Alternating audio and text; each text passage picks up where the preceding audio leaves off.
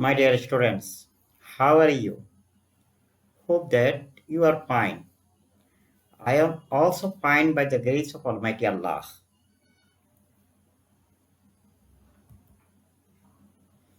Because of COVID-19 pandemic all over the world, we have to stay at home and we can continue our offline classes. So, we took the online platform. Hope that you will enjoy. Let's enjoy.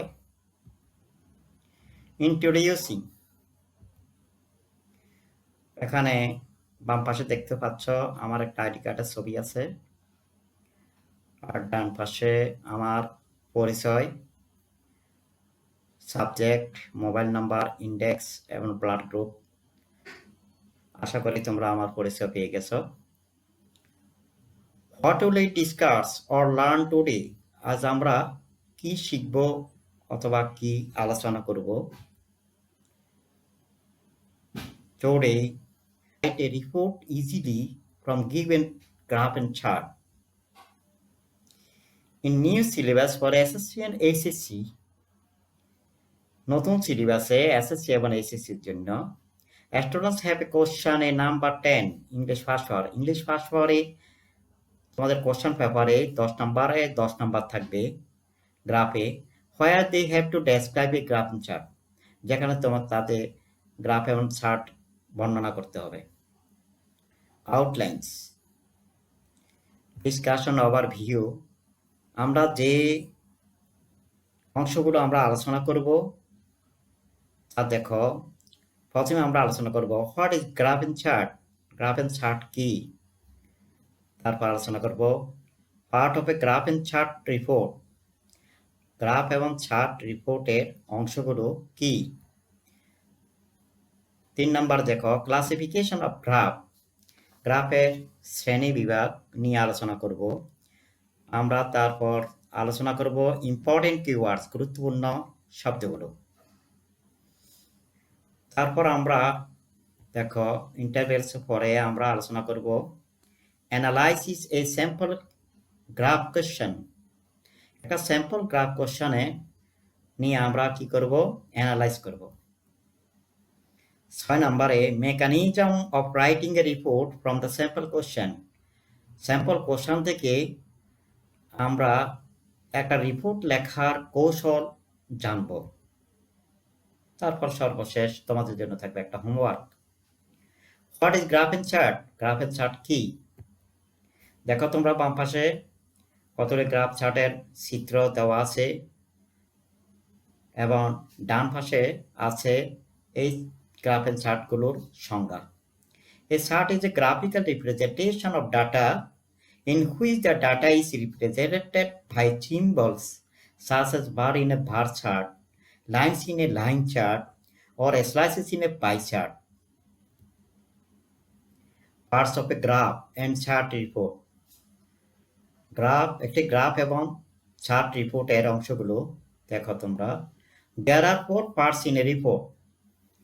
একটি রিপোর্টের মধ্যে 4টি অংশ আছে deer এগুলো হলো title introductory topic part description conclusion একটা অংশ দেখো টাইটেল শিরোনাম আমরা প্রথমে অবশ্যই শিরোনাম লিখতে হবে তারপর আমরা ইন্ট্রোডাক্টরি সূচনা করব তারপর টপিক পার্ট ডেসক্রিপশন বিষয়বস্তু অংশ এবং অথবা বর্ণনা করব কনক্লুশন সর্বশেষ আমরা উপসংহার লিখে শেষ করে দিব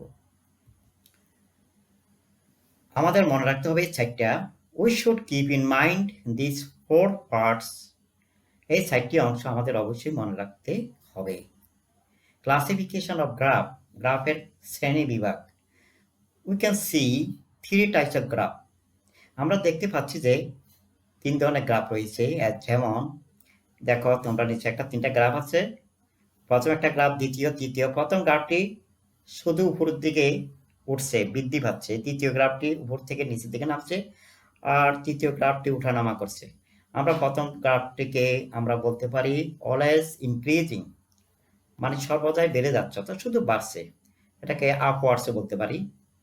তারপর অলওয়েজ ডিক্রিজিং, সবসময় কমছে, শুধু কমতে আছে, কমছে, এটাকে আমরা ডাউনওয়ার্ডস বলতে পারি।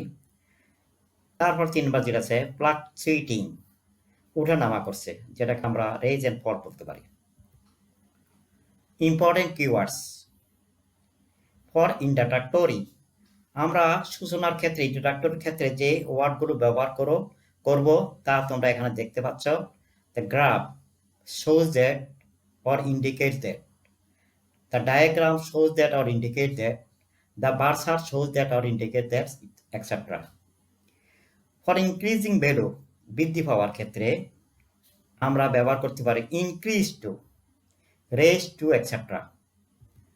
ফর ডিক্রিজিং এর ক্ষেত্রে, কমে যাওয়ার ক্ষেত্রে আমরা যে শব্দগুলি ব্যবহার করতে পারি, দেখো তোমরা, decrease to, drop to, came down, extra. For same value, সমান সমান থাকার ক্ষেত্রে আমরা যে শব্দটি ব্যবহার করব, did not change, was same to, remain stable, extra. For contrast, কন্ট্রাস্টের ক্ষেত্রে যে শব্দগুলো ব্যবহার করব, but, on the other hand, the, etcetera.